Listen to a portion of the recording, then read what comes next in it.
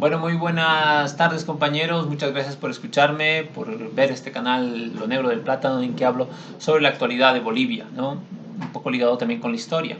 Y ahora sobre un tema, ha salido un nuevo libro de un general que era del ejército, general en el gobierno de Evo y que está informándonos a todos de la intención que tuvo el gobierno de Morales de armar unas milicias populares durante su primer gobierno.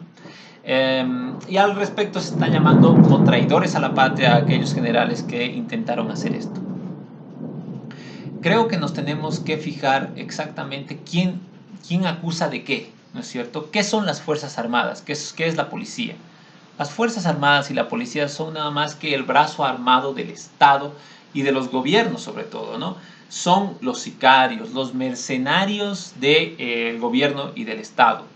Tenemos que sacarnos la idea, esa mentalidad que tenemos, sacarnos de la cabeza esa idea de que tanto las Fuerzas Armadas como la policía son los defensores del país, de la patria y de la democracia y son los defensores de la gente. En realidad no es así.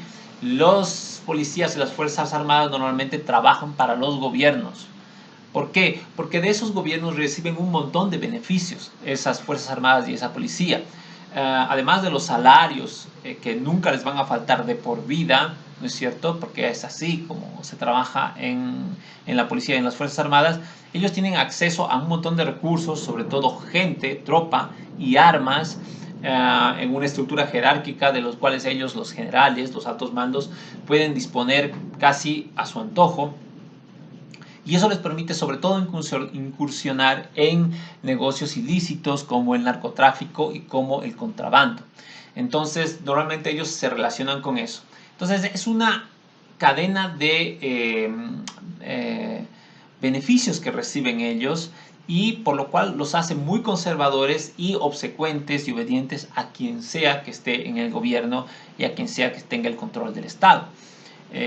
A propósito del narcotráfico, por eso es que yo digo que se debería legalizar la producción de cocaína y la comercialización de cocaína, porque es la única manera de quitar la corrupción que existe actualmente en instituciones como el ejército y la policía, por ejemplo, ¿no? Que es una corrupción que puede empezar desde arriba, desde los altos mandos, pero que va permeando a toda la jerarquía de esas instituciones.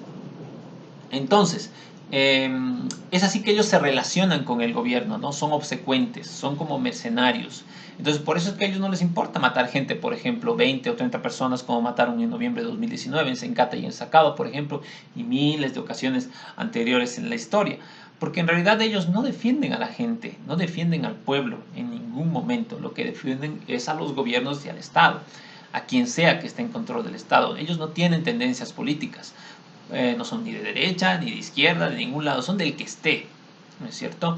Entonces, ese es el problema de las Fuerzas Armadas. Por eso es que cuando llega un gobierno que intenta cambiar ese sistema, sacar a esa oligarquía que normalmente controla los gobiernos y los estados, que mete en la cabeza de la gente esa idea de que las Fuerzas Armadas y la policía son buenas, están de parte del pueblo y que son la autoridad. Bueno, el que intenta hacer eso tiene que cambiar también esas Fuerzas Armadas y esa policía, porque con esas Fuerzas Armadas y esa policía no puede desarrollar un proyecto, un proceso de cambio, de transformación, una revolución, como se dice comúnmente. Todas las revoluciones en la historia del mundo han hecho eso, han anulado de alguna manera las Fuerzas Armadas para construir otras. Y en el caso de Bolivia tenemos el caso, tenemos a la Revolución Nacional de 1952, que hizo exactamente eso. En lo del gobierno del MNR, Movimiento Nacionalista Revolucionario de 1952, de la revolución,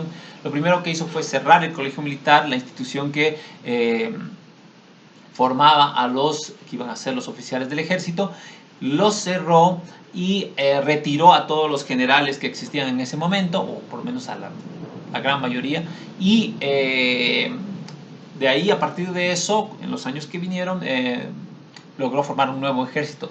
Antes de eso, incluso, lo que hicieron fue armar milicias populares, precisamente, entre los campesinos y los mineros, ¿no? Se formaron regimientos con el nombre de Víctor Paz, Hernán Siles Suazo, Juan Lechín, que eran los dirigentes de esa revolución, entre los campesinos y entre los mineros. Los campesinos aymaras, quechuas, formaron ejércitos armados que defendieron esa revolución.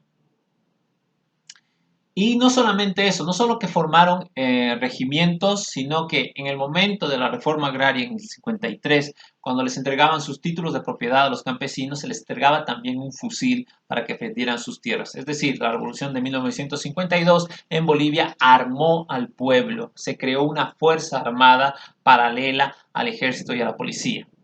¿Ok? Eso es lo que siempre se hace. Y ahora, por ejemplo, nadie diría que esa actitud ha sido de traición a la patria, formar esas milicias como se formó en el 52.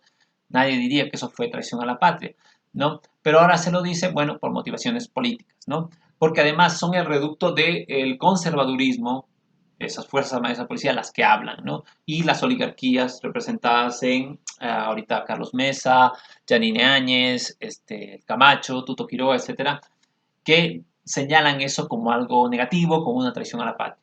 Me parece que debemos de ver todos estos casos con una actitud más reflexiva, ¿no? Y entender que en procesos de cambio, que son lo que nosotros necesitamos, yo creo que la mayor parte de la gente necesita un proceso de cambio. Yo creo que el que esté conforme con la situación política, económica que tenemos, social que tenemos ahora en Bolivia, pues es porque está recibiendo algún beneficio de este desequilibrio, de esta estructura de dominación racial en la cual vivimos, entonces no quiere el cambio. Pero creo que el resto, la mayoría de la gente sí necesitamos un cambio porque no estamos satisfechos con estas condiciones, ¿no es cierto? Y cuando se necesita un cambio de fondo realmente, pues se requiere esta política con respecto a las Fuerzas Armadas y al control de la violencia física y a la formación de cuerpos armados en el país, ¿no? Entonces me parece que hay que verlo desde ese punto de vista y no con tanta parcialización política ni tanto simplismo en el análisis de la situación política del país. Nada más, muchas gracias a todos ustedes.